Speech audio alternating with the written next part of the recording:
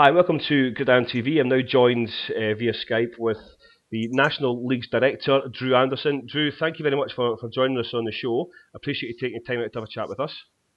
Not a problem. I mean, Drew, I spoke to you just offline there previously, but we've got all this of questions a lot of people are kind of asking at the moment. Now, recently with the British leagues, we're into the sixth week. It's been going fantastically well. Unfortunately, I think there's a couple of call-offs with the weather recently. We had several games cancelled over a very busy and very lively weather-beaten weekend. But we've been really lucky in that all of the teams have come together and rescheduled all completely amicably. So we're really, really pleased. I mean, that's what I wanted to ask you about that, because you've seen the headache that happened in other leagues in the UK with regards to scheduling over postponed games. So that's all in the bag now. That's not going to delay the final later in August. No, the final won't be delayed at all. The final's set in concrete, so we're not actually in a position to move that if we wanted to, or even if we could. And luckily, we build in a lot of flexibility to our season, and I think it's easier for us because we play during the summer essentially. We might train in the winter and the snow and the cold, but luckily we play in the summer, and it's not often this happens. And we kind of build at least 2 or 3 weekends in to allow for that to be caught up. Excellent. I mean, obviously, we looked at new teams coming into the league, such as you've got DC Presidents that come back into the fold against this year. But there's been a couple of teams announced the affiliation status. One, for instance, Aberdeen Roughnecks. Okay, have you got any more teams in the pipeline at the moment, Drew? I think there's at least one other team that have made it through this round. Unfortunately, there are several teams that, for a variety of very logical and good reasons, didn't make it. And I think what we'd like to do is encourage teams to look around them a lot more and try and work with existing programs. We're desperate to try and avoid the situation of the 80s where, people just didn't want to play together, so they set up a new team. And I'm hoping we've passed that. But as of this week, all new teams applications have been suspended, so we won't be allowing in any more new adult contact teams for a minimum of 2 years, but potentially up to 4 years. But what they will have to do now is develop a junior program for at least 2 years before they can start an adult program. If there's already a junior program in place that doesn't have an adult, they can't tag on to that. But they've got to show now a pattern for long-term sustainable football. It's the only way that we can make the game now stronger. There's just too many teams of 20 or 30 guys when what we need are good, solid teams with youth and junior programs where football is developed from an early age and brought up through. One of the other incentives we've just announced, which people should be talking about by now, is that as of 2013, if you want to play Premier League, Premier Division football, you will need to have a junior program in place. Otherwise, you can't even join the Prems. If you want to play Div 1, you'll have to have at least a youth program in place. And if you want to play Div 2, you will have to have in place or in development, subject to obviously league scrutiny, some form of flag program. Okay. So we're desperately pushing teams to get programs going, real long-term sustainable programs. Yeah, and I hope we can do that. The other good thing at the moment is, of course, that we brought on Jerry Anderson. We brought him back in from the cold to work almost specifically on youth and junior development. So the coordinators who are in place will still run their specific areas, but they'll be getting a lot more guidance and direction, and teams will be getting a lot more advice from Jerry about funding, inner city development programs, outreach programs in difficult areas. I mean, for instance, Scotland suffers. So, Drew, you talk about bringing back Jerry Anderson to the fold to try and make the youth setup a little bit better, try and make it more professional.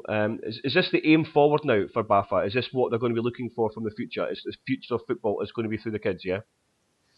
I think it always should have been about the kids. I mean, I appreciate that back in the day, guys started throwing the football about. But if we want to see high quality American football in this country, then it has to start at the bottom. It has to start with the kids on flag tournaments. I went to one recently and I never imagined I would have so much fun. It was really, really great. There are teams like the Coventry Cougars and that are just, they're breaking all the boundaries. They've got loads of girls playing. They've got kids of all ages, cadet programs. And it's just great to see. And that's the future of football, because all of those people will grow up. And I suppose that's where you learn the fundamentals, is flag football. Absolutely. I mean, just watching these kids learn how to hold a ball, learn how to throw a ball, young centres, just learning how to give a snap, things like that. It's really, really great to see. It is very good. We had Cecil Martin on the show, and he started life in flag football. And obviously that took him to the NFL. So what he says for him, he was learning the fundamentals of, as a receiver, how to run routes, as you say, as a centre, how to make the snap of the ball, and as a young budding quarterback, how to throw the ball and how to read the plays. Yeah. It's very important, and we see more and more of this. Yeah, you see, I mean, I watch more games now, obviously, because I'm not allied to a team anymore. I travel up and down the country every weekend, and I try and get to see at least 2 or 3 games at different levels.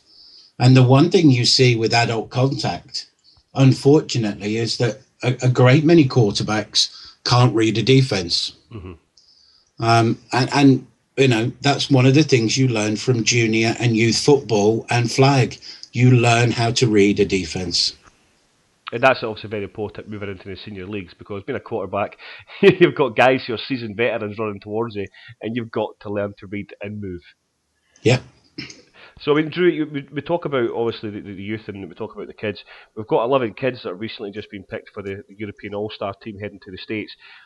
Is this something you want to see more of, and is this why BAFA's building and bringing Jerry Anderson into the fold, is to see the kids move up to this next level, maybe hopefully see more and more kids move to the States in college football? Speaking as a BAFA director, I mean, BAFA have an enormously strong drive for youth and junior football. Last year, we introduced the Kickstart program, which is going to run again now. We're trying to develop something similar to the Kickstart program for junior football so that we can get more junior teams going. We'd like to see more school in footballs. We'd like to, more football in schools. It would be great to see that on the national curriculum, or just to have, 6 or 7 out of 10 schools playing some form of football every week. And these kids going to the States, I mean, it's a dream come true. I would love to be in that position. I think it's fabulous. I mean, this is their opportunity to get themselves in the limelight now. There's going to be scouts there from Division 3 colleges and things like that. But then other kids who aren't quite at that level yet should be saying, well, I need to aspire to that level. And it's seeing things like this and seeing that actually there's rewards at the end of it. Absolutely. And that comes from good programs and good coaching. We're very lucky in this country that now, especially with the development of university football, there's a lot of good quality coaches out there who are teaching the good fundamentals, safe football, and now kids are benefiting. I mean, I think in Europe, out of Europe, the UK provides more scholarship potential kids than anywhere else in the world. And that's got to be good for us. That's excellent, yeah. I mean, Drew, we go on about, development and moving the leagues through, and you're talking about, trying to get teams to start looking around more and joining up with existing teams. But there's always been this one question that's floated around the leagues for many years, is about, will UK football go semi-pro at any point in the future? I would love to see that. I would be one of the first to buy a season ticket. hopefully I'd be coaching, but it would be great to see that. And there are certainly one or two teams who have the enthusiasm, the skill and the fitness to do something like that. But as a country, we're not ready to support that yet. And why is that though, Drew? Why are we not ready to support it yet? Is it just down to funding? No, it's nothing to do with funding. The funds are out there. Mm-hmm. It's to do with popularity of the sport. I mean, obviously, the all-party parliamentary group that I'm involved with will go a long way to do that. The NFL, we've now got better relationships with the NFL than we have ever had in this country. And so that will make a difference in the future. And if we get more of the international series coming through, again, there's talks about that being extended now. We've got guaranteed 3 years with the Rams, haven't we? Guaranteed, but there's a talk of that being extended now. And I know that Dr. Fox, the owner of the 49ers, has been talking to many more teams about making the commitment to come over. I mean, it's great that the Buccaneers and the Patriots have made commitments, but we need to see more teams over here. Yeah, and right. I think we will. And would you look at maybe 2 international games a year? I think that's the long-term projection, and that would be fabulous. If we can fill Wembley twice a year, then that can't do football any harm. And in terms of long-term sustainable development, that can only be good for potentially a semi-professional league. But we still have so far to go with our attitudes and many other things. I mean, we look at the league. Obviously, you talk about bringing international games over. Would it not be excellent to have before the NFL game? Would it not be good to maybe have, say, a Scotland versus England game? I think I think it would be great to see a Scotland-England game, and I'm sure that Matt Davis from the Pirates would be standing at the front there with some kind of saber and blue painted face, screaming obscenities at his southern counterparts. But there's no reason why we can't do something like that, in the near future, and it would be great to see that. I would love to see, some form of, instead of a Pro Bowl, a North versus South game every year. I mean, that would be great, and it's been something that's been sort of passed around the back rooms here at the National Leagues. It just gives players something as a reward at the end of the season for doing really well. Working hard all the way through the winter, as you said earlier, and then playing, 10, 11, 12, 13 games maybe, when they get to the final. But then obviously, if you win the final, it's a great reward. It's the best reward you can get. But to play for your country, it's an even bigger reward. Yeah, I think so. I mean, obviously, there would be some. I'm presuming that if we could get something like that going, there might be a conflict with the GB Lions, and maybe it would have to be separate to that and something more for fun than for status. But it would be lovely to see something like that. I would be a big supporter of a North versus South for fun game. Okay, good. Well, hopefully we'll be working on that very soon then, Drew. Drew, obviously we've spoken about youth, we've spoken about junior football as well. We've recently heard that there's going to be girls kitted football happening in the UK very soon as well, which is fantastic. Again, it's excellent to see. It's another growth for the sport. Can we see more and more girls maybe moving into the senior contact? There's been several. I mean, there's been Rachel Luff down at Sussex, although Rachel's not playing this year. There was also a really good girl at Coventry last year who did quite well. I don't know that she's come back again. And there's, over the years, there's been a few. I know the Blitz had a girl who played up most of the season last year and was certainly at the bowl game.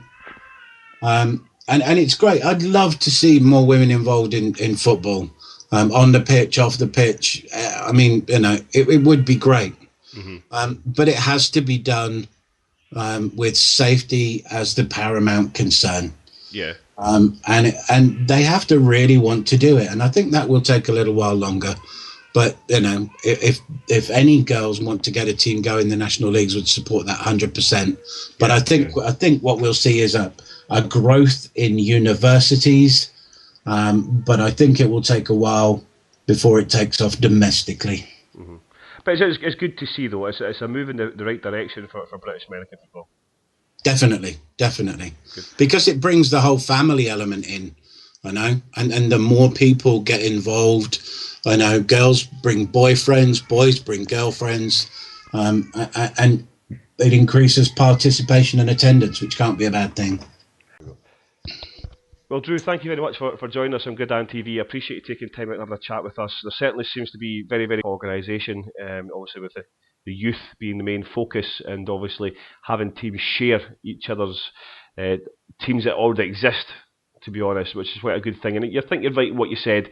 Rather than making more teams and making them teams of 20, 30, having teams of 50, 60. Yes. Yeah. It's the best way, especially the higher up the leagues you get as you move through divisions. When you hit the Prems, you need to be hitting the Premier Division with a roster of more than 50 players, because it's a tough season. And it seems to kill players team seasons when you get a few injuries. Because it's a contact sport, it's inevitable teams are going to get major injuries through the season.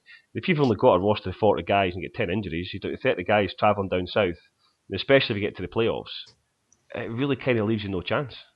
Yeah, it's very difficult. And one of the things that Mark Moss has done in London, everybody talks about London teams and they benefit from this and they benefit from that. And it's very easy to forget that 12 years ago, Mark Moss started in London, with less than 10 guys, and nobody was interested. And the Blitz were the whipping boys of Southern football for quite a while, and they made an attractive program.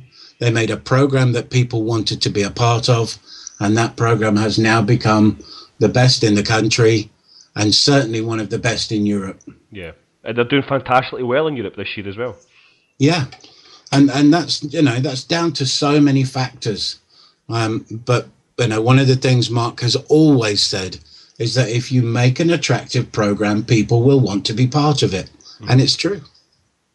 Well, yeah, we spoke to Mark Moss at the start of the season, and I think they had about between 15 and 20 guys, graduating from their youth academy, which was just phenomenal. Normally you see maybe 2 or 3 guys coming through from the academy, but between 15 and 20.